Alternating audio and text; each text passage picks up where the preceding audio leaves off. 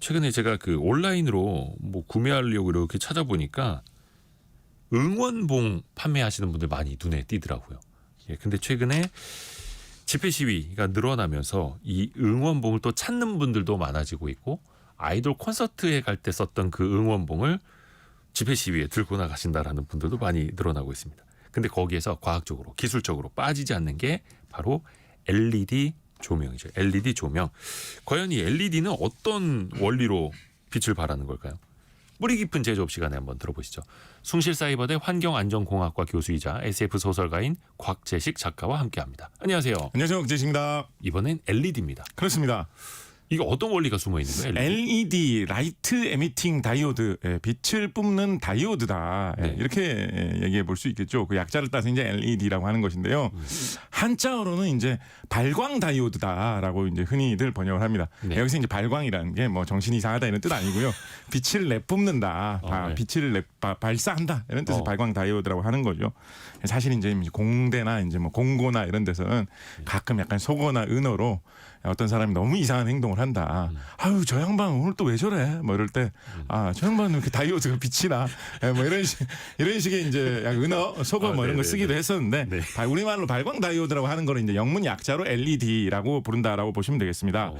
이 전자제품이나 뭐 이런 전자 부품의 원리에 대해서 좀 관심이 많으신 분들은 이 끝에가 다이오드로 끝난다는 걸 보고 이러면서 느낌 오시는 분들 계실 것입니다. 네. 다이오드라는 게 이제 가장 간단한 형태의 반도체를 일컫는 말이거든요. 그래서 LED는 기본적으로 빛을 내는 반도체다라고 보시면 되겠습니다.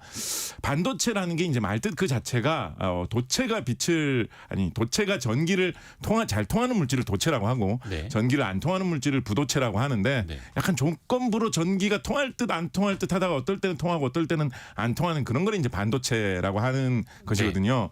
근데 이제 우리가 흔히 컴퓨터나 뭐 스마트폰에서 쓰는 그런 반도체는 전기가 통할 때는 그게 옳다라는 뜻, 전기가 안 통할 때는 그게 틀렸다라는 뜻, 그런 어떤 판단을 하는 용도로 반도체를 사용해 가지고 사람의 두뇌 같은 그런 역할을 하도록 하는 게 컴퓨터나 스마트폰에 들어가는 그런 반도체고, 비슷한 그런 전기적인 성질을 가지고 있는 물질을 마찬가지로 전기가 평소 때는 좀 안 통할 것 같은데 잘 처리를 해가지고 억지로 전기를 흘려주면 그에 대한 부작용으로 빛이 좀 뿜어져 나오는 이런 특징을 가지고 있는데, 처음에는 이제 그걸 약간 부작용처럼 생각을 했겠죠. 오. 근데 이제 막상 이제 저기서 왜 빛이 새어나와? 1960년대쯤 돼가지고 이제 과학자들이 이게 이렇게 빛이 나오면 이 빛 자체를 아예 그냥 우리가 조명으로 활용할 수 있지 않겠는가라고 해서 탄생된 것이 이 빛을 내뿜는 반도체 LED라고 보시면 되겠습니다.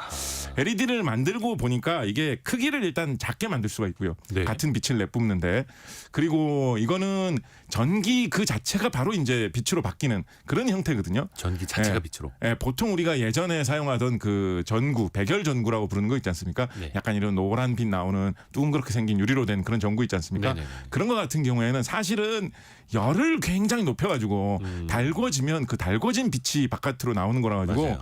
그거 저 전구 끈 다음에 빛 안 들어오고 있을 때도 손으로 잡아보면 뜨겁죠, 잘못해가지고 뜨겁죠. 엄청 뜨겁잖아요. 그렇죠, 그죠? 그래서 그건 열을 내뿜다가 그게 이제 빛을 내게 하는 그런 형식인데, 그래서 이제 열로 소모되는 에너지가 많은 거죠. 그래서 효율이 떨어지는데, 이 LED 같은 경우에는 전기가 바로 빛으로 바뀌는 형태이기 때문에 열도 별로 안 나고 전기도 덜 먹는 그런 장점이 있습니다.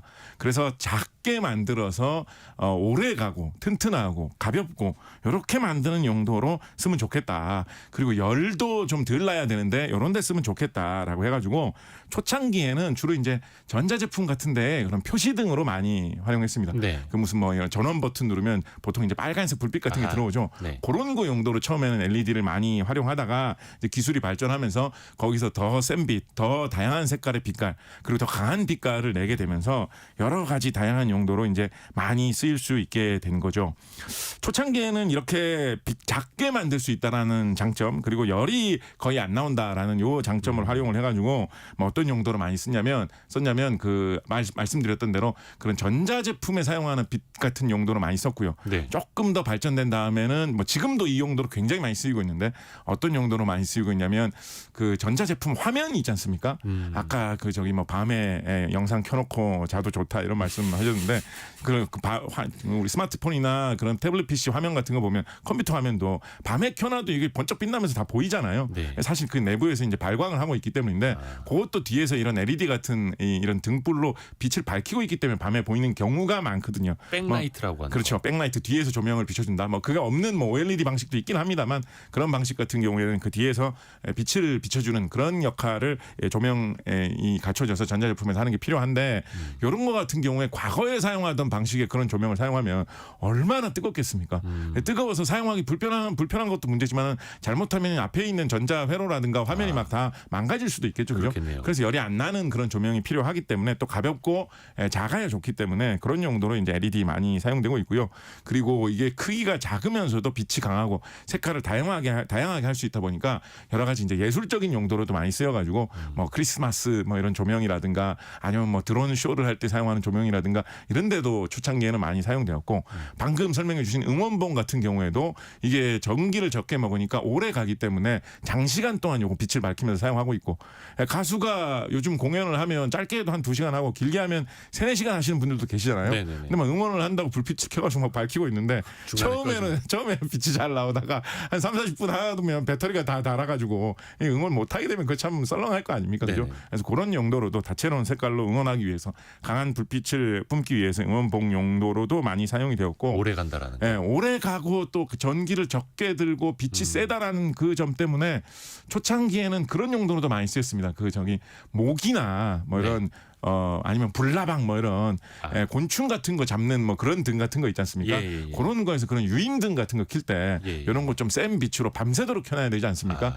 그래서 그런 거 할 때도 이런 LED 등, 뿔 이런 거 많이 사용을 했었습니다. 작은 크기로 전기를 적게 들면서 빛을 만들 수 있다는 얘기는 그거를 더 많이 쓰면 강한 빛을 만들기에 좋다는 뜻도 되거든요. 그래서 조금 더 기술이 발전한 다음에는 자동차 헤드라이트 같은 거 만드는 데도 많이 사용했고요. 그렇죠. 자동차 헤드라이트 같은 것도 빛이 좀 작은 크기에서도 세게 나와야 좋으니까 예. 그런 데도 많이 썼고 그다음에 뭐 간판 같은 거에 등불 용도로도 LED를 그렇죠. 많이 사용했습니다. 간판도 밤새도록 계속 켜놔야 되고 빛이 좀 세야지 멀리서 잘 보여야 되는데 또 전기 요금이 많이 나오면 또 안 좋으니까 간판대 이런 데 등불로도 많이 썼고 그다음에 뭐 여러 가지 뭐 서치라이트라든가 요즘에는 무슨 그런 스포츠 행사 같은 데서 경기장에서 사용하는 그런 대형 조명 있지 않습니까? 이런 것도 이제 LED 불빛이 워낙에 전기 요금 대비 강하다 보니까 그런 것도 LED로 많이 바뀐 추세고 최근에는 이 LED 기술이 워낙에 발전하면서 그냥 이제 일반 대부분의 조명 용도로 그냥 조명하면 LED다라고 할 수 있을 그렇죠. 정도로 거의 다. 요즘에는 기술이 발전해가지고 그냥 일상적인 모든 조명이 다 LED로 쓰이고 있는 시대로 좀 세상이 변해온 것 같습니다. 요즘은 진짜 형광등 보기가 더 힘든 시대가 됐어요. 그렇습니다. 저희 방송국도 다 조명은 LED고요. LED 아닌 조명을 찾는 게 더 힘들 정도예요. 그게 조금 더 설명을 드리면 이게 전기 요금이 더 적게 나오니까 그만큼 에너지를 절약할 수가 있잖아요. 그렇죠. 그리고 이제 오래 가는 조명이다 보니까 이게 그만큼 자원이 덜 낭비된다 이런 측면이 있어가지고 세계 각국에서 어떻게 보면 약간 좀 경쟁적으로 이 LED 조명을 좀 강제 도입하기 위한 그런 제도를 규제를 많이 한 10년 전으로 해가지고 많이 진행을 했습니다. 그래서 우리나라 같은 경우는 2010년대 초에 약간 에너지 등급을 높이는 방식을 이용을 해가지고 예를 들어서 전기 요금이 지나치게 많이 나오는 수명이 지나치게 짧은 조명 같은 거는 출시하는 것을 거의 뭐 불법화해서 규제를 한다라는 식으로 하다 보니까 과거에 전기 요금이 좀 많이 나오는 조명 같은 그런 방식은 점점 출시할 수가 없게 된 거죠. 그래서 그 수위를 점차적으로 높여가가지고 지금은 뭐 자발적으로 그런 LED 제품을 많이 쓸 수밖에 없는 그런 상황이 되기도 했습니다만 그런 법령이나 제도나 규제상으로 봐도 그런 기준을 환경적인 기준을 전기를 좀 덜 드는 조명을 하려면 LED를 쓸 수밖에 없는 그런 사회로 좀 변해왔죠. 예전엔 그래서 백열등 많이 켜면은 전기 요금도 많이 나왔어요. 그래서 그렇죠. 어르신들이 항상 불 꺼라 네. 그런 말씀 많이 하셨고 네. 지금은 LED를 가지고 백열등 느낌 나는 그런 전구들도 많이 그렇죠. 나와요. 색깔을 바꾸기가 좋으니까 예. 일부러 그런 옛날 색깔을 은은하게 내는 이런 경우 많이 있죠. 이 LED는 그럼 어떤 소재가 들어가는 거예요? LED는 이제 반도체 소재로 만드는데 우리가 컴퓨터나 뭐 스마트폰에 쓰는 그런 반도체들은 주로 이제 실리콘 규소를 이용해서 많이 만든다라고 하지 않습니까? 네. 근데 요 빛내는 이런 반도체 재료 같은 경우에는 규소보다는 여러 가지 다른 물질을 조합을 해가지고 많이 만드는데 뭐 질화 갈륨 이런 소재 흔히 많이 언급되고요. 그러니까 질소하고 갈륨을 갈륨을 이용을 해가지고 만드는 소재죠. 질화 갈륨이라든가 뭐 질화인이라든가 뭐 인디움 질화 인 이런 소재, 인디움 질화 갈륨 이런 소재들 많이 언급이 되거든요. 예. 그래서 질소, 갈륨, 인디움, 인 이런 소재들을 이용을 해가지고 그거를 가공을 한 소재로 그걸 주 물질로 해가지고 LED를 만들게 됩니다. 들어보시면 근데 참 이거 그냥 상식상만 말씀드리면 예. 그 갈륨을 그 원소 기호로 알파벳 GA, 대문자 G, 소문자 A 이렇게 쓰거든요. 네. 그래서 이제 질화 갈륨이라고 하면 그거를 원소 기호로는 질소가 N이기 때문에 GAN 이런 식으로 많이 씁니다. 네네네. 근데 그거를 간 이런 식으로 읽는 경우가 없습니다. 이거는 원소 기호를 쓰는 것이기 때문에 그래서 뭐 혹시나 뭐 이런 어디 행사 같은 데서 원고를 이렇게 줬는데 그게 GAN이라고 적혀 있다 그러면 굳이 간이라고 읽으시면 저것도 몰라 약간 이런 느낌 받으실 수 있는 거 좀 주의하시고요. 질화 갈륨. 특히 녹색 불빛 내는 데 쓰이는 소재로 인디움 질화 갈륨 뭐 이런 거 쓰이거든요. 어려워요. 근데 인디움 같은 경우에 이게 원소 기호가 IN을 써요. 예. 근데 이게 공교롭게도 그럼 인디움 그다음에 갈륨, 질소 이렇게 쭉 원소 기호를 써놓으면 IN, GAN 이렇게 되거든요. 예. 근데 이게 잘못하면 인간이라고 읽을 수 있습니다. 인간이라고 읽으시면 안 돼요. 이거 인디움 갈륨 질소라는 뜻이기 때문에 예. 그냥 차라리 IAGAN이라고 읽으셔도 되고요. 예. 아니면 인디움 갈륨 질소라고 읽으시면 되는데 이거 굳이 인간 뭐 이런 식으로 읽으실 필요 없다. 그렇게 좀 설명을 드리도록 하겠습니다. INGAN. 요거- 인디움 질화 갈륨. 인디움 갈륨 질소라는 뜻이죠. 요거 들어보시면 갈륨이라는 말이 계속 나오지 않습니까? 예. 그죠? 그래서 요즘 LED 만드는데 가장 좀 핵심이 될 만한 물질 원소가 이제 갈륨이라는 원소인데요. 이게 사실은 이 갈륨이라는 거는 이제 프랑스 과학자가 개발해가지고 프랑스 고쪽 땅을 옛날에 로마 시대에 갈리아라고 했기 때문에 거기서 나온 이름으로 우리나라의 금속이다라는 뜻으로 프랑스 과학자가 발견한 다음에 이제 갈륨이라는 이름을 붙인 것인데 실제로 현재 세계 시장에서 유통되는 갈륨은 거의 절대 다수가 다 중국에서 생산되고 있습니다. 그렇죠. 뭐 최대로 많이 볼 때는 중국에서 세계 갈륨 유통량의 95%가 생산이 된다라고 할 정도로 갈륨 시장을 중국이 꽉 잡고 있거든요. 그래서 중국에서 약간 정치 외교적으로 혹은 뭐 경제적으로 약간 좀 뭔가 좀 거시기하다 싶을 때는 요 갈륨을 통제하는 경우가 있습니다. 그렇죠. 최근에 그렇던데. 갈륨을 딴 나라에 팔지 않겠다. 혹은 굉장히 엄격하게 조건부로 판매를 하겠다. 이런 경우가 있습니다. 그러면 요즘 방금 전에 말씀드렸던 대로 요즘 모든 불빛을 내는데 다 LED를 쓰고 있기 때문에 이 불빛을 밝히는 게 중국에서 갈륨을 막아버리면 어려워진다라고 할 수 있을 정도거든요. 야경 보기 좋은데 높이 올라가가지고 이렇게 도시를 살펴보면 도시가 밤에 아주 많은 불빛으로 빛나고 있지 않습니까? 저게 다 갈륨이다. 그게 다 갈륨 불빛이에요. 그런데 이제 중국에서 갈륨을 통제해버리면 그 불빛을 만들어낼 수가 없다라는 뜻이 되기 때문에 이게 엄청난 큰 영향을 미치는 거거든요. 그래서 이것 때문에 막 술렁술렁하기도 하고 뭐 미국 같은 데서는 이거를 어떤 전략적인 이유로 우리가 중국하고 나중에 어떤 대결을 하게 될지도 모르기 때문에 우리가 갈륨을 어디서 구할 방법을 찾아내야 된다. 국가 안보에 중요하다. 이런 얘기도 가끔 발표가 되고 있을 정도입니다. 그렇죠. 우리나라 같은 경우에도 전자산업이 발달된 편이기 때문에 이거 갈륨 수입을 많이 하는데요. 우리나라에서도 당연히 압도적으로 제일 많은 양은 전통적으로 중국에서 수입을 해오고 있고 중국산 다음으로 우리나라에서 수입을 많이 해오는 거는 우리나라에서는 벨기에산을 좀 수입을 해오는 편입니다. 그래서 갈륨이 우리나라에서는 뭐 다 수입으로 충당되고 있는데 예. 중국에 굉장히 많이 의존하고 있고 일본 같은 경우도 중국하고 관계가 안 좋아질 때마다 이 갈륨 때문에 고생을 하는 경우가 굉장히 많이 있습니다. 이게 그러면 어떻게 중국 말고 딴 데서 어떻게 얻어볼 수는 없느냐라고 예. 해서 세계 각국의 갈륨을 캘 수 있을 만한 광산에 대해서 이제 많이 좀 언급이 최근에 좀 되고 있는 편인데 또 그래서 개발을 슬쩍 좀 해보려고 하면 네. 또 중국에서 살짝 이거 그냥 풀어버리거든요. 그럼 이제 시세가 또 내려가게 되니까 생산성이 떨어지게. 이거 또 투자를 해가지고 사업을 하기가 어렵잖아요. 그래가지고 이제 개발을 못해가지고 못하게 되면 또 이제 중국에서 또 요거를 사용을 하고 이런 식으로 이제 중국의 약간 무기 중에 하나로 갈륨이 활용이 되고 있습니다. 우리나라 같은 경우에는 요 분명히 요거는 아실 텐데 금속류 중에 네. 우리나라에서 이거를 돌 속에서 추출하는 산업을 세계 1위를 하는 회사가 있는 금속 어떤 거인지 아십니까 혹시? 최근에 경영권 분쟁 한창인 회사. 네, 뭔지 아십니까? 무슨 금속인지 아연. 아십니까? 아연이죠. 네. 아연 돌에서 추출하는 회사가 우리나라에서 전통적으로 세계 1위거든요. 그래서 우리나라가 세계 시장을 흔들 만큼 막대한 양의 아연을 추출하고 있습니다. 네. 근데 아연은 아연만 엄청나게 덩어리져 가지고 많이 이 돌 속에 박혀 있는 경우보다는 돌 속에 온갖 잡다한 게 섞여 있는데 알륨이 좀 많이 섞여 있다. 이런 경우가 많거든요. 그래서 이 회사 같은 경우에서는 우리나라에 뭐 울산 이런 데 큰 공장이 있는데 거기서 이제 아연을 뽑아내면서 그럼 이제 불순물을 제거해야지 이제 순수한 아연이 생길 거 아닙니까? 그렇죠. 그럼 거기서 뽑아내는 그 걸러지는 그 불순물들을 그냥 불순물이라고 해가지고 버리는 게 아니라 그 불순물 나름대로 이렇게 정리를 합니다. 네. 그래가지고 이 회사에서는 그걸로 그 불순물 중에 뭐가 섞여 있으면 제일 돈이 쉽게 되겠습니까? 금, 은 이런 거죠. 그쵸. 그래서 이 회사에서는 금이나 은을 연간 뭐 톤 단위로 뽑아내거든요. 예. 아연 장사를 워낙 크게 하다 보니까 아연 뽑아내다가 금도 조금 나오고. 예, 거기서 버리는 불순물만 모아도 금이 톤 단위로 나옵니다. 금이 얼마나 비싼데 이런 거 생각해 보면 참 부러운 회사 같기도 한데요. 그러니까 그런데- 그렇게 경영권 분쟁이 세게 붙은 거죠. 그런데 그렇게 해서 온갖 잡다한 금속들을 이렇게 조금씩 분리를 해내다 보니까 거기에 갈륨도 조금 섞여 있는 경우가 있거든요. 아. 그래서 이 회사에서 갈륨을 생산한 적이 있습니다. 오. 2010년대 초까지도 생산했을 거예요. 갈륨을 연간 한 톤 단위로 생산했으면 한 7, 8톤까지 생산했을 거예요. 그래서 갈륨을 한창 생산을 하다가 마찬가지죠. 중국에서 갈륨 가격을 계속 낮췄거든요. 아하. 그래서 이 회사에서 갈륨을 생산하다가 그걸 접었어요. 2010년대 아마 초반에 접었을 겁니다. 근데 이제 요즘은 갈륨이 워낙에 중국에서 이걸 무기화한다라고 하니까 이제 공공 부분 중심으로 가끔 이제 좀 이렇게 옆구리 찌르는 이런 이야기 나오고 있는 거죠. 다시 갈륨 좀 해볼 생각 없냐 이런 이야기 좀 나오고 있는데 아직까지는 이 중국에서 시세를 계속 조절하는 이런 상황이 있기 때문에 뭐 모르는데 뭐 기술 발전이나 이런 경제적인 상황이 변하면 이런 불순물에서 모아내는 이런 방식으로 이거 어떻게 보면 버릴 거를 자원화한다는 점에서 약간 재활용 같은 그런 환경적인 친환경적인 기술이라고도 볼 수 있는 거거든요. 그래서 그런 식으로 생각을 해보면 우리나라에서는 이 버리는 불순물 쓰레기에서 갈륨을 뽑아내는 이런 방식으로 갈륨 독립을 추구하게 되는 날이 또 찾아올지도 모른다. 뭐 이런 얘기도 해볼 수 있겠죠. 근데 최근에도 중국에서 이제 미국에다가 갈륨 수출을 이제 통제하겠다 이런 이야기 발표했었거든요.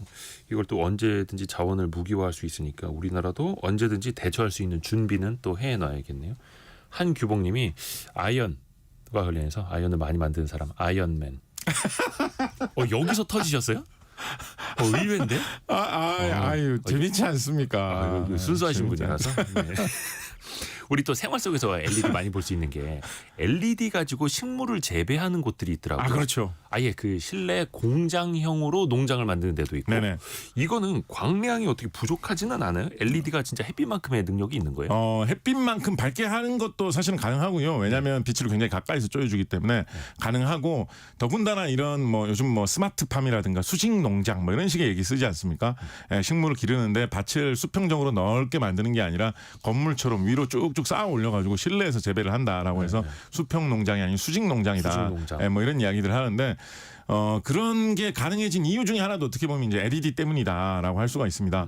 우리 서울시 같은 경우에는 지하철 역사 중에 이렇게 가만히 가다 보면 가끔 지하철역 한 곳에서 뭐 샐러드 파는 가게가 있는데 옆에서 우리가 길러서 파는 작물로 샐러드 만듭니다. 이런 거 이제 설치되어 있는 지하철역 서울 시내 같은 경우는 가끔 가다 보면 볼 몇 수 년 있죠. 전에 여의도역에도 그 있었는데 LED로 이제 실제로 식물 재배하는 거 그죠. 보여주고. 그런데 이제 지하철역 같은 경우에는 햇빛이 안 드는 지하 공간이잖아요. 예. 그래서 거기에서 식물을 기르려면 100% 인공 조명으로 식물을 기를 수밖에 없을 텐데 그러면 당연히 이제 전기 요금이 많이 나오겠죠. 그래서 전기 요금을 적게 먹으면서도 강한 빛을 낼 수가 있어야지만 그 실내에서 지하에서 식물을 기른다라는 거는 이제 가능해지게 되는 것인데 이것도 LED 기술이 발달하면서 그 정도로 효율이 좋은 조명이 나왔기 때문에 애초에 그게 가능해졌다라고 보시면 되고요. 특히나 요거는 참 어떻게 보면 뭐 오묘한 기술이라고 해야 될까요? 아니면 좀 약간 어떻게 보면 좀 식물을 좀 이렇게까지 할 일인가라는 생각도 드는 건데 이제 그런 생각 해볼 수 있잖아요. 태양에서 빛을 내뿜는 이유가 이게 좀 이상한 말일 수도 있는데요. 식물이 잘 자라나고 태양이 빛을 내뿜는 건 아니지 않습니까? 그죠? 식물이라는 게 지구상에 탄생하기 전부터 태양은 빛을 냈을 테니까요. 그죠? 그러니까 과학자들이 생각을 해본 거예요. 태양이 내뿜는 그 다양한 색깔의 빛 중에 프리즘으로 태양빛을 분리를 해보면 빨주노초 파란보 뭐 자외선 적외선 온갖 빛이 다 섞여 있지 않습니까? 네. 그 다양한 색깔의 빛 중에 식물이 자라는데 그 빛이 전부 다 필요한 걸까? 이걸 생각을 해본 거예요. 거예요. 그래서 과학자들이 연구를 해보니까 식물에게 중요한 빛은 그 중에서 일부에 지나지 않는구나 예. 라는 사실을 알아낸 거죠. 그런데 LED는 색깔을 자유롭게 바꾸기가 좋으니까 굳이 태양빛처럼 이렇게 환한 백색의 이런 빛을 굳이 안 뿜어주어도 식물이 각 작물별로 좋아하는 색깔빛만 적당한 세기로 뿜어주면 그것만 해도 식물이 더 잘 자란다라는 거를 알아내게 된 거죠. 고색깔 빛만 뿜어주면 전기 효율을 더 높일 수 있겠죠, 그죠? 그렇게 해가지고 더욱 더 적은 전기 요금으로 식물을 실내에서 재배를 한다. 이런 게 이제 요즘에 가능해진 것입니다. 요거 관련해가지고 좀 재밌는 이야기를 하나를 말씀을 드리면 네. 이 LED의 색깔에 관련된 이야기에 좀 재밌는 이야기거리가 많이 숨어 있는데요. LED가 초창기에 개발됐을 때 제일 많이 쓰이던 거는 이제 빨간색 LED였습니다. 많이 쓰였던 게. 네, 제일 많이 초창기에 처음에 60년대 이럴 때 처음에 LED가 개발됐을 때 네. 제일 많이 나왔던 거는 이제 빨간색 LED였습니다. 그 중에 하나는 이제 빨간색 LED가 만들기 쉬워가지고 이제 그게 많이 쓰였던 것인데, 그래서 생각을 해보면 무슨 전자제품의 그런 표시등 같은 거, 전원 표시하는 등 이런 거 빨간색. 대부분 다 빨간색이죠, 그죠? 그러네요. 네, 리모컨. 그리고 우리 저기 영화 터미네이터 이런 거에 보면 예. 터미네이터가 이렇게 무시무시하게 눈 빛깔 보여줄 때도 빨간색 빛깔로 불빛이 켜지잖아요. 그게 뭐 이제 예술적인 느낌으로 이제 빨간색으로 당연히 이제 영화 감독이 그렇게 정한 것도 있겠지만 네. 전자제품, 전기로 된 기계가 뭔가 켜진다라고 하면 빨간색 빛이 약간 좀 당연한 느낌이지 않습니까? 그렇죠. 예, 방송국에서도 뭔가 지금 여기 방송국에 시계 돌아가는 것도 빨간색 불빛으로 돼 오네어도 있고, 빨간색. 예, 뭐 온에어 불빛 이런 것도 다 빨간색 불빛이 좀 기본이라는 느낌이란 말이에요. 이게 눈에 잘 띄어서 그런 것도 있지만 LED가 처음 개발돼가지고 전자제품에 쓰일 때 빨간색이 제일 만들기 쉬워가지고 그게 많이 쓰였습니다. 그리고 이제 초록색도 이제 개발되어가지고 꽤나 많이 쓰였는데 네. 초록색 불빛도 그런 표시등 같은 거 보면 왕왕 있어요. 근데 빨간색, 초록색 말고 딴 색깔 불빛은 별로 보신 적 없을 거예요. 그런 전자제품 전원 표시등이라든가 뭐 어떤 그런 단일 색상으로. 예, 그런 걸로 잘 보신 적 없을 거예요. 그 이유 중에 하나가 뭐냐면 빛의 삼원색 이런 거 혹시 미술 시간에 배우신 그렇죠. 기억나시는지 삼원색. 모르겠습니다만 이제 RGB라고 하죠. RGB. 예, 빨간색, 초록색, 초록색, 파랑색 세 가지 불빛이 있어야지만 네. 그거를 조합을 해가지고 모든 색깔을 다 만들어낼 수가 있는 것인데 레드, 그린, 블루. 예, 파란색 LED를 만드는 게 굉장히 어려웠습니다. 파란색이요. 예, 이게 억지로 만드는 것까지는 뭐 그럭저럭 뭐 상당히 초창기에도 개발이 됐었는데 이거를 싼 값으로 충분하게 밝은 불빛을 대량 생산할 수 있을 만큼 만드는 게 좀 이거는 진짜 불가능이지 않을까 싶을 정도로 사실 쉬운 문제가 아니었거든요. 그런데 계속해서 기술이 발전되면서 1990년대에 일본의 화학계에서 연구하던 주로 화학회사 직원들, 연구원들이 큰 역할을 하면서 이 파란색 LED 불빛이 90년대에 뒤늦게 개발되게 됩니다. 특히 이때 큰 역할을 한 사람으로 좀 재밌는 일화가 많아서 많이들 언급되는 사람이 이 나카무라 박사, 일본의 나카무라 슈지 박사라는 네. 분이 일본 화학회사 직원이었는데요. 예. 이분이 뭐 이상한 이야기 많으신 분입니다. 회사에서 이거는 될 일이 아니니까 포기하라라고 했는데 막 짜투리 시간에 숨어서 계속 연구하고 어쩌고 막 이렇게 하다가 이분이 덜컥 이 꿈의 기술이라고 많은 사람들이 생각을 했던 파란색 LED를 이 나카무라 슈지 박사가 파란색 LED 이 그래요? 재료 물질을 발명을 한 거죠. 뭘로 만든 거예요? 방금 말씀드렸던 그런 질소, 갈륨 요거 이용해가지고 만들어낸 거죠. 그 소재는 딴 사람들도 다 있었던 건데. 근데 질소, 갈륨 이런 소재가 옛날부터 이걸로 잘하면 파란색 LED가 나올 것 같다라는 이야기가 있었는데 이 가공이 되게 안 되거든요.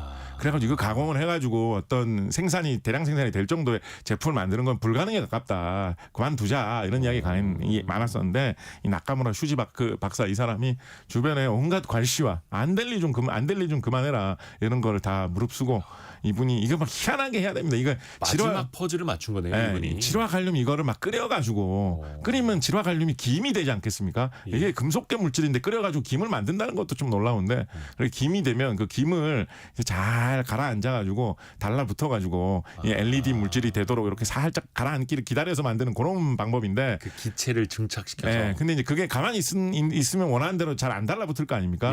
그래가지고 이제 이 질화 갈륨 요 물질하고 잘 반응이 안 되는 다른 기체로 약간 바람을 이렇게 불어줘가지고 살짝 눌러주는 뭐 이런 걸 해가지고 만드는 그런 희한한 방법을 사용해야 되는데 이 말이 쉽지 않거든요. 그렇죠. 그래서 이분이 엄청 고생을 하셨는데 결국은 이분이 이 파란색 LED를 개발해내면서 이제 빨간색, 초록색, 파란색 다 가능해졌기 때문에 그거를 섞어서 모든 색깔의 불빛 그리고 우리가 조명으로 쓸 수 있는 이 흰 불빛이 가능해졌기 때문에 이 파란색 LED가 나오면서 지금처럼 모든 빛의 LED를 쓰는 시대가 열렸다라고 할 수 있으니까 이분이 진짜 엄청난 일을 하신 거죠.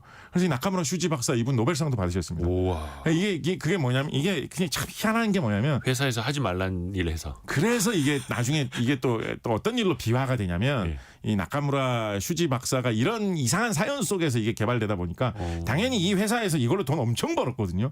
지금도 이 일본 회사가 LED 세계 시장에서 LED 뭐 1위 뭐 2위 막 이러고 있는 회사입니다. 지금도 그래서 엄청난 돈을 벌었거든요. 네. 그러니까 나카무라 슈지 박사는 당연히 이제 어떤 그거에 대한 어떤 보상이라든가 인정을 받고 싶어 할 거 아니에요. 그렇죠. 근데 이제 회사 입장에서는 회사 말 들어서 한 게 아니지 않느냐. 약간 이런 생각도 하고 있는 거예요. 그리고 근데 또 나카무라 슈지 박사 입장에서는 그런 만큼 나를 더 인정해 줘야 된다 이런 생각도 품겠죠. 예. 이거는 회사에서 지시대로 해가지고 내가 이뤄낸 결과물이 아니라 내가 독자적으로 해가지고 그쵸. 회사에 이만한 공헌을 한 거니까 더 높게 쳐줘라 뭐 이런 이야기를 한 거죠. 네. 그리고 좀 세부적으로 살펴보면 그거 말고도 여러 가지 분쟁이 될 만한 게 많이 있어가지고 그렇겠죠. 이분이 회사하고 소송을 엄청 크게 붙었습니다. 몇 년 동안 이거 소송을 붙어 약간 일본 내에서 약간 사회 문제가 될 정도의 큰 화제였어요. 그러다 보니까 이분이 결국 회사 더군다나 일본 문화 같은 데서 이런 상황에서 회사하고 싸우면서 회사 다닐 수가 없잖아요. 그래서 이분이 일본에서 회사를 나갔거든요. 예. 그런 다음에 이분이 미국으로 건너갔어요. 그런 다음에 미국에서 계속 생활하다 보니까 이분이 결국 국적을 미국 국적으로 바꾸셨거든요. 아 너무 열받았나 보네요. 열받아서 그러셨는지 뭐. 그래서 이분은 나카무라 슈지지만 이름은 나카무라 슈지지만 일본인이십니다. 그러니까 미국인이십니다. 나카무라 휴지 그 류진현님을 비롯해서 휴지라고 보내주신데 휴지. 슈크림 할 때 슈. 예, 휴지입니다. 네. 근데 이분이 나카무라 박사님 이분이 미국 국적자로 노벨상을 받으셨거든요. 그래서 이분은 일본의 무슨 위인 전기나 이런 걸 살펴보면 일본인 이분 노벨 물리학상 받으셨어요. 화학회사 직원인데 노벨 물리학상 수상자로 나오는데 미국에서는 미국인 노벨 물리학상 수상자라고 미국에서 막 이야기합니다. 막상 노벨상을 받을 때는 국적이 이미 미국 미국으로 전환된 쪽이었어요. 다음 지금도 미국인이시고 그 소송에서 어떻게 이겼답니까? 소송에서 이분이 만족할 만한 성과는 안 나오셨어요. 이분이 약간 이거는 뭐 신문 기사 같은 데서 조금 이렇게 과도하게 이야기한 것 같긴 합니다만 노벨상 수상한 다음에 인터뷰하면서 노벨상을 받게 된 그 원동력이 뭐냐라고 질문했을 때 이 나카무라 슈지 박사가 그 인터뷰도 아마 미국 언론하고 인터뷰를 했을 거예요. 말하면서 나의 원동력은 분노였다. 뭐 이런 얘기 하셨거든요. 그러니까 일본 언론 같은 데 되게 좀 머쓱한 거죠. 이분 막 위인 전기도 만들고 막 이랬었는데. 그래서 막 그런 이상한 이야기들이 이어져 있는데 아니 회사가 그걸로 떼돈 벌었으면 좀 보상을 좀 해줘야지. 근데 모르겠어요. 그게 또 뭐 여러 가지 뭐 딴 직원들과의 여러 가지 뭐 그런 마찰이나 뭐 이런 것도 좀 있었던 것 같기도 하고 그래서 뭐 하여튼 그런 생각은 하게 되죠. 이게 회사하고 직원이 싸우면서 이런 좋은 어떤 발명품이 나오고 기술이 개발된다는 게 어쨌거나 좋은 모습은 아니지 않습니까? 예. 그래서 이런 혁신이 좀 잘 이루어질 수 있는 그런 체제가 기업 내에서 필요하겠다라는 그런 고민을 많이 하게 해준 사건이 우리가 지금 밝히고 있는 이 백색 LED 조명은 다 이 나카무라 슈지 박사의 업적이 깃들어 있는 거라고 보시면 되거든요. 마지막 청색. 네, 마지막 청색을 마지막 이분이 퍼즐. 개발하셨기 때문에 이분 막 약간 우스갯소리 비슷하게 좋아하는 색깔이 뭡니까 하면 항상 청색이라고 이야기하시는데 그렇죠. 본인이 발명해서 상도 받았는데. 네, 그러니까 이 모든 요즘 빛에는 요즘 전기불에는 다 이 나카무라 슈지 박사의 약간 한이 깃들어 있다라고 보셔도 좋을 것 같고요. 그거를 볼 때마다 이런 기업과 연구원 간의 어떤 관계, 어떤 그런 걸 어떻게 인정해 줄 것인가 이런 거에 대한 문제도 좀 생각해 볼 만하다라는 이야기도 덧붙여 할 수 있겠죠. 진짜 또 신기한 게 왜 물감으로는 빨간색, 녹색, 파란색 섞으면 거의 까만색 되잖아요. 그렇죠. 근데 빛으로는 빨간색, 녹색, 파란색을 합치면 흰색이 된다는 게 너무 신기해요. 오묘합니다. 너무 네. 신기해요. 네. 일본 이야기를 좀 해봤고 우리나라는 그럼 이런 LED 기술이 어때요? 그 한때 우리나라 코스닥 시가총액 1위 기업이 LED 만드는 회사였습니다. 2010년대 초반에. 코스닥. 네, 코스닥에서. 이게 한때 또 이제 우리나라 코스피를 대표하는 기업이 또 LED 사업을 한다. LED 사업을 이렇게 뭐 자회사 형식으로 뭐 꾸린다. LED 사업 부문을 뭐 내부에서 어떻게 잘 키워가지고 어떻게 한다 이런 이야기가 많이 있었는데 최근에 보니까 이 국내의 대표적인 전자회사 이 기업에서 지난 가을에 LED 사업 좀 이제 철수시켜야 될 것 같다. 뭐 이런 뉴스 막 나왔더라고요. 사실 2010년대 초반부터 삼성, LG도 다 뛰어들었던 그렇죠. 사업이에요. 맞습니다. 2000년대 후반 2010년 전으로 해가지고 사실은 우리나라의 LED 산업에 기대도 상당히 많이 있었습니다. 예. 왜냐하면 아까 말씀드렸듯이 이게 기본적으로 이제 전자전기 부품에 해당하는 산업이니까 우리나라의 기본적인 체질 자체가 일단 괜찮고 그리고 이게 반도체 형태로 어쨌든지 간에 만들어서 제작하는 제품이기 때문에 반도체 산업이 발달한 나라로서 이거 관련된 어떤 그런 기술 인력이나 장비 같은 거를 다루는데도 아무래도 딴 나라보다는 우리나라가 잘하지 않겠느냐라는 뭐 이런 생각도 있었던 데다가 아까 특히 초창기에 LED를 일반 조명으로 쓰기보다 특수용도로 많이 쓰이던 시절 같은 경우에는 이 LED 조명을 전자제품 화면의 뒤에 조명으로 사용한다. 자동차 헤드라이트로 사용한다. 아하. 이런 걸로 많이 이야기를 했지 않았습니까? 네네네. 근데 우리나라의 뭐 전자제품, 스마트폰, 텔레비전 이런 거 많이 잘 만들고 자동차 잘 만드니까 그거를 활용할 산업도 우리나라가 발달해 있다라고 해가지고 거기다 이제 또 추가로 이제 우리나라 산업계에서 이야기하다 보면 이제 항상 또 이런 얘기하면 좀 그렇습니다만 이제 또 특히 이제 좀 이렇게 잘 모르시는 그런 분야의 분들 높은 분들하고 이야기할 때는 이것도 이제 굉장히 강한 어필 요소인데 일본에서도 이걸로 해가지고 잘 된답니다 이야기하면 좀 설득력이 강해지는 이런 측면도 있거든요. 그럼 우리가 이겨야지. 근데 이제 일본도 LED를 이렇게 나카무라 슈지 박사 이후로 되게 잘하고 있기 때문에 우리나라도 하면 잘 될 거 아니겠느냐라고 해가지고 우리나라에서도 투자를 많이 해서 이게 좀 분위기가 좋았던 적이 있습니다. 예. 앞으로 점점 키워나가면 그쵸. 세계적인 우리나라도 1위 회사가 많이 배출되고 한국 경제 성장의 원동력이 될 거다. 뭐 이런 전망도 있었습니다만 기대만큼은 잘 안 됐던 것 같아요. 지금 세계적으로 LED 시장을 지배하고 있는 회사다라고 하면 아까 말씀드렸던 일본 회사 비롯해가지고 미국계 회사들 좀 앞서 있는 편이고요. 그리고 네덜란드 회사나 독일 회사 그쵸. 전통적인 조명의 강자였던 회사들이 옛날부터 뭐 형광등 만들고 백열전구 만들고 하던 회사들이 잘 이렇게 전환해가지고 LED 쪽에서도 잘하고 있는 이런 회사들이 잘 자리 잡고 있는 추세고 최근에는 이제 갈륨에 어떻게 보면 저력을 바탕으로 해가지고 중국 회사들도 굉장히 많이 올라온 상황입니다. 싸게 만드니까. 예, 거기다 요즘 뭐 인도 회사들도 막 진출하고 있고 이래가지고 요즘 쉽지가 않거든요. 그래서 기대했던 거에 비해서 우리나라 LED는 약간은 좀 쉽지 않은 상황이기는 합니다. 그렇죠. 예, 말씀드렸던 대로 국내 대표 대기업들도 한때 이거 사업 많이, 그러니까 자기들이 사업을 하는 다른 전자산업이나 뭐 연결돼 있는 자동차 산업 이런 거 관련이 크다 보니까 그쵸. 예, 당연히 이제 이런 거에 발을 들여가지고 했었고 뭐 파주 같은데 한때 공장 크게 만들어가지고 이런 LED 막 생산하고 맞아요. 했었는데 파주 공장 이런 데도 2020년대 접어들면서 좀 어려워져가지고 철수 많이 한 상황이고 그래서 어려워진 측면도 많이 있습니다. 그렇지만은 뭐 아직도 한국 LED가 그러면 이제 뭐 다 꺾였느냐라고 하면 아직도 상당히 큰 규모로 좀 어느 정도는 또 그래도 또 남아 있거든요. 저력이 있어가지고 아직도 다시 좀 잘 키워보면 잘 될 수 있지 않을까라는 생각도 들게 하는 게 우리나라의 대표적인 이 LED 하는 회사로 안산에 공장이 있는 회사 있습니다. 네. 이 회사도 뭐 반도체 뭐 이런 거 내세우는 회사인데 우리가 생각하는 전통적인 반도체보다는 LED를 주로 그쵸. 하는 조명 회사죠. 반도체. 예. 이 회사 같은 경우에 자기 회사 내부적으로 선전할 때는 우리 회사가 대충 우리가 하는 종목에서 세계 3위 정도는 되는 것 같다라고 이야기를 하고 있고요. 얼마 전에 나온 뭐 보도 자료 같은 데서는 그 전자제품 뒤에서 그 화면에서 불 밝혀주는 그 백라이트 같은 경우에는 우리 회사가 일본의 그 나카무라 슈지 박사 있던 그 회사를 이제 이기고 세계 1위 한 것 같다. 뭐 이런 식으로 일부 분야에서는 잘하고 있다라는 이야기도 하고 있거든요. 그래서 이제 이렇게 뭐 저력은 있는 분야이기 때문에 우리나라가 LED 시장에서 아직까지도 어느 정도는 차지를 하고 있고 이게 네덜란드나 독일 같은 선진국 회사들이 이게 뭐 조명에 들어가는 제품이다 보니까 아이고 뭐 이거 뭐 철물점에서 파는 뭐 그런 얼마 몇 푼 안 되는 그런 뭐 등불 하나 만드는 건데 이게 뭐 큰 대단한 산업이겠느냐라고 생각할 수 있지만 이게 또 기술 산업이고 다양한 용도로 활용을 할 수가 있기 때문에 지금도 세계 주요 선진국 회사들이 시장을 많이 장악하고 있거든요. 예. 그래서 우리나라가 앞으로도 이게 해볼 만한 분야이기 때문에 이걸 잘 좀 해볼 수 있을 만한 그런 분야로 좀 관심을 많이 가질 필요가 있겠죠. 포기할 수는 없고 이걸 네. 더 이제 고부가가치 산업으로 해야죠. 이거 관련해 가지고 좀 짧게 하나만 덧붙여서 말씀드리면 요거 관련해서 한때 어떤 문제가 있었냐면 이걸 뭐 깊게 들어가면 너무 복잡한 문제고 것도 어려운 문제이기 때문에 어떤 문제가 있었다라는 것만 좀 말씀을 드리면 네. 이게 2010년 전으로 해가지고 이게 뭐 중소기업 적합업종과 대기업 업종을 맞아요. 뭐 구분하는 과정에서 이걸로 말이 많았습니다. 맞아요. 이게 이런 정도의 산업이면 좀 중소기업 적합업종으로 해야 되는 거 아니냐. 그런데 이거는 세계적인 대기업들하고 경쟁을 해야 되는 건데 대기업이 역할을 어느 정도 해야 되는 거 아니냐. 그래서 뭘 대기업이 하고 뭘 중소기업이 해야 되느냐. 이거를 정부가 어디까지 나눠줘야 되느냐. 잘했느냐 못했느냐. 뭐 이런 걸로 말이 많았던. 그리고 그것 때문에 뭐 잘 되느냐 잘 안 되느냐 뭐 이런 걸로 한때는 좀 말이 많았던 그런 분야가 또 LED이기도 합니다. 그렇죠. 이게 또 연계 산업이 엄청나게 크기 때문에 2010년대 초반 생각해 보시면 당시에 LED TV 나왔을 때 혁신이었습니다. 그렇습니다. TV가 어떻게 이렇게 책처럼 얇아져? 그렇죠. 그게 또 LED 덕분이었던 거기도 하고요. 조명 이야기 나온 김에 아이고 우리가 또 다뤄보고 싶은 게 되게 많긴 한데 요거 여쭤볼게요. 그러면은 그 와트수라는 거 있지 않습니까? 네네. 기본적으로 우리가 조명 살 때 네. 와트수 보잖아요. 네. 와트수에 따라서 밝기가 달라지는 거예요? 와트수는 사실은 전력을 나타내는 거거든요. 네. 그러니까 전기를 얼마나 먹느냐를 나타내는 겁니다.